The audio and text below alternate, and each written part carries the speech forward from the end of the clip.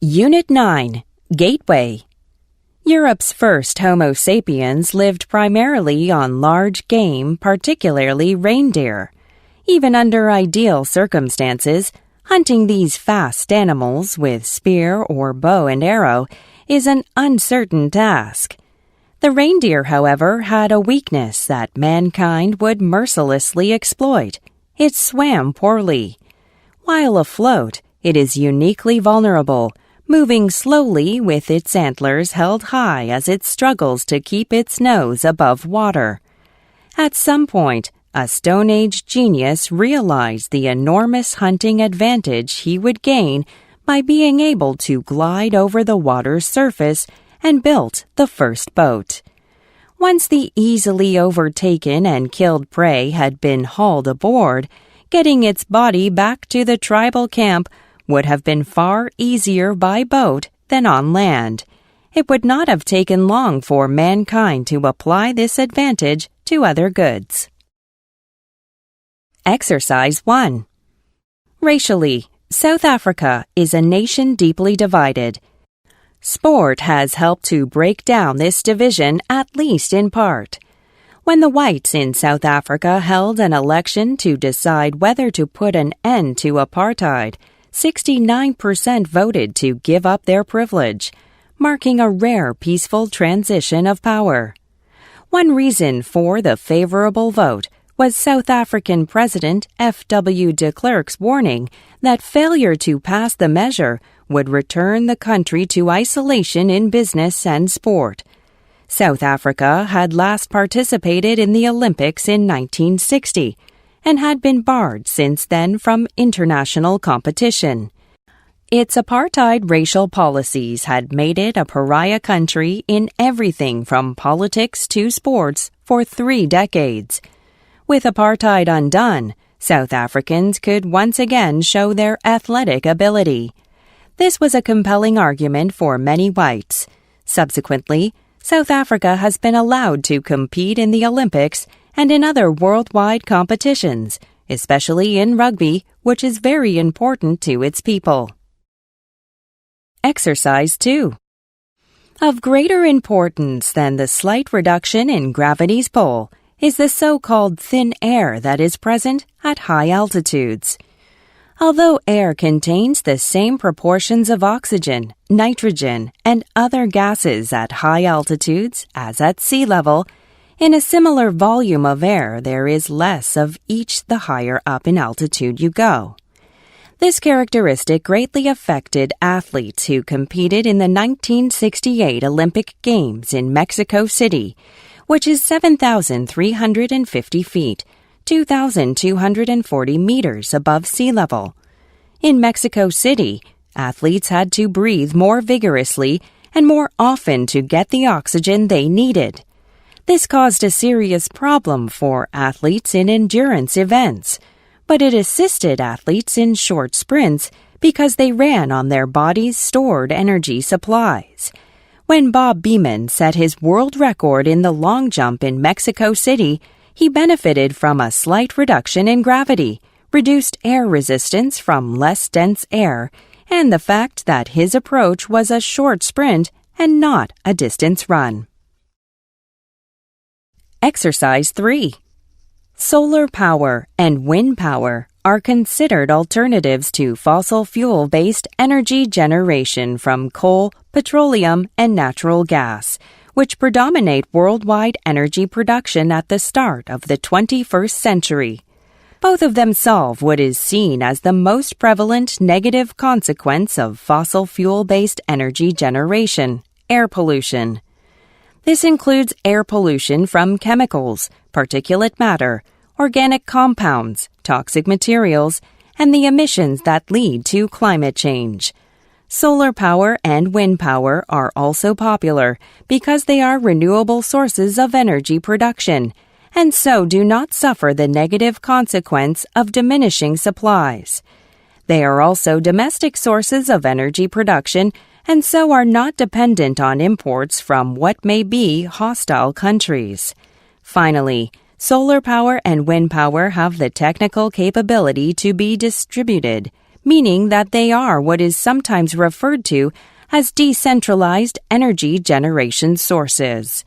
They can be placed on individual homes and in small areas, and do not rely on large single-generation stations that can be subject to large-scale blackouts, terrorist attacks, or other centralized vulnerabilities. Exercise 4. Loneliness and lack of self-esteem are among the most obvious conditions which can be alleviated by living with an animal friend. You are never alone with a dog or cat. Walking the dog brings you into contact with other people and makes it infinitely easier to strike up a conversation with strangers.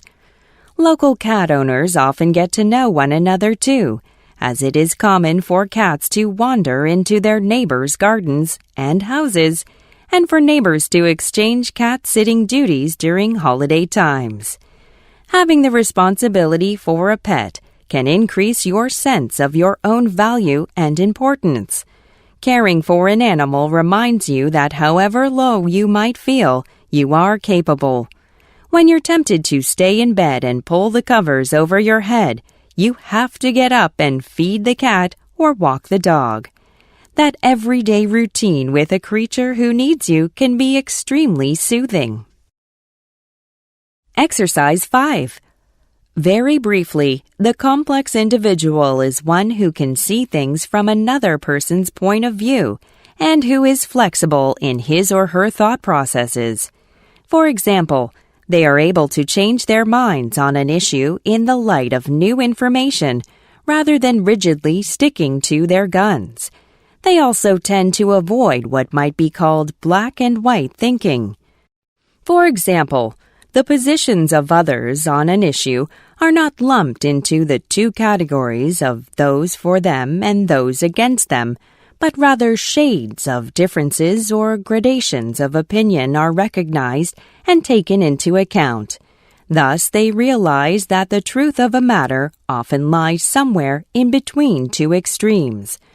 Last but not least, the complex person seems better able to hold off on a decision, allowing more information to be taken into consideration.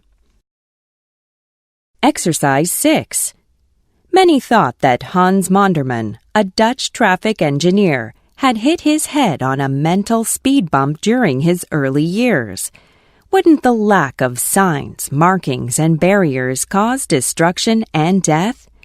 Yet the engineer persisted in his belief that traffic signals, crosswalks, warning signs, curbs, and even lines painted down the middle of the road are not just annoying, but downright dangerous to drivers and pedestrians alike. He proposed integrating vehicle and foot traffic in order to create a more holistic driving environment. Few would listen. However, Monderman was patient. By the early 21st century, Dutch officials finally gave him the green light to test his theories in a number of small towns there. The data astonished skeptics. Within several years, he showed statistically significant reductions in accidents and lost lives, causing his revolutionary ideas to reverberate around a traffic-clogged world. Exercise 7. The average tree grows its branches out until it encounters the branch tips of a neighboring tree of the same height. It doesn't grow any wider because the air and better light in this space are already taken. However, it heavily reinforces the branches it has extended, so you get the impression that there's quite a shoving match going on up there. But a pair of true friends is careful right from the outset not to grow overly thick branches in each other's direction. The trees don't want to take anything away from each other, and so they develop sturdy branches only at the outer edges of their crowns, that is to say, only in the direction of non-friends. Such partners are often so tightly connected at the roots that sometimes they even die together. Exercise 8. The amount of information entering our consciousness at any instant is referred to as our cognitive load. When our cognitive load exceeds the capacity of our working memory, our intellectual abilities take a hit. Information zips into and out of our mind so quickly that we never gain a good mental grip on it, which is why you can't remember what you went to the kitchen to do. The information vanishes before we've had an opportunity to transfer it into our long-term memory and weave it into knowledge. We remember less, and our ability to think critically and conceptually weakens. An overloaded working memory also tends to increase our distractedness. After all, as the neuroscientist Torkel Klingberg has pointed out, we have to remember what it is we are to concentrate on. Lose your hold on that, and you'll find distractions more distracting.